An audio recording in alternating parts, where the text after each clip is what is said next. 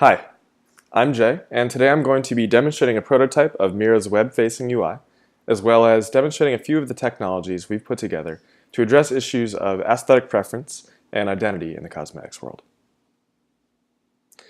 So here's our website, and the first thing I'd like to demonstrate is how we can go through videos, search through for anything. So let's start with smoky eye. And one of the things we've put together is we can go through a video and automatically extract all of the products that exist within this video. So for instance, one of the things we observed as we were doing user testing is if I'm watching a video for smoky eye, what people tend to do is they scroll through the video until they find the portion at which somebody is actually applying something to their lid. We can alleviate this pain by finding the exact portion of a video where somebody is talking about the product by clicking on the product, and then it pulls up that portion. Now, you'll also notice over here that we've integrated different e-commerce websites. So if I find a product that I like, I can go over here, click on it, and it'll pull this up in different e-commerce contexts. So here we have it at ulta.com. Now, one thing we noticed when we put this in front of consumers was they sort of have a rolling tally or histogram in their head of what brands are appearing in these videos, and they want to know what products are the most hype, or at least for their community, what products are being most frequently used and which ones are most positively reviewed. And furthermore, one thing that's really important to people once they found a product they like, so for me, for instance, I'm seeing an Indian woman currently put on makeup. What's really important is that you can see somebody who looks like yourself putting the same thing on. So you can identify with them and confirm the fact that it works for somebody of your skin type or your face shape, etc. So to that end, we put together a different skin on top of the data asset we've amassed, which is focused on product-based search. So here you'll see several different products, and you can think of this as something along the lines of a BuzzFeed top 10 list for, for instance, top 10 mascaras, except this has been assembled with data. So for any of these, we can click on it and see immediately all of the reviews discussing it, and if I click on one of these, it'll pull up to the point in the video where she's actually applying this mascara. So I can see some sort of objective support for this as being a positive product, and then furthermore, we've integrated a bunch of reviews down here.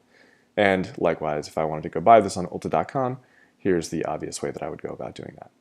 So this solves the problem, or at least attacks the problem of we want to know what people are saying about a given product and which ones are the most hype.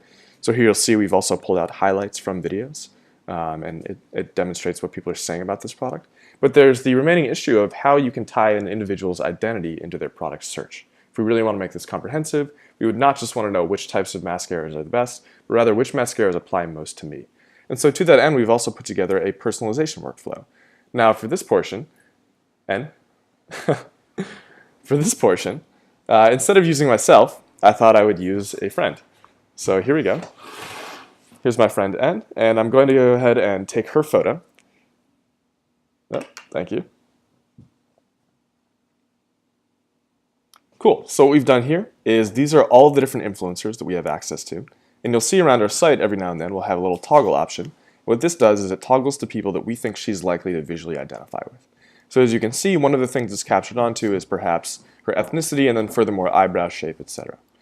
Cool, so now that we do this, if I search for something like a palette, what we'll see is these are the palettes that are most advocated for by a community of people she's likely to identify with. So as you can see, all of these women here share complexion, ethnicity with her, etc. However, if I had just done a search without considering her cultural affinity or her aesthetic preferences, these are the people who would pop up. And likewise, I think this is particularly poignant if you go to something like foundation, where here this is one that's advocated for by everybody. And okay, yes, as we sort by people who look like her, we can still see that there's a large portion of the Asian community seems to be advocating for it. However, this is the view that she would see if she had not gone through the personalization workflow. And it's hard to personally identify with any of these videos if you're an Asian woman and you're looking for people who you think look like you. Great. So that's our prototype. I hope you enjoyed checking it out. And let us know if you have any feedback or questions. We'd love to answer. Thanks.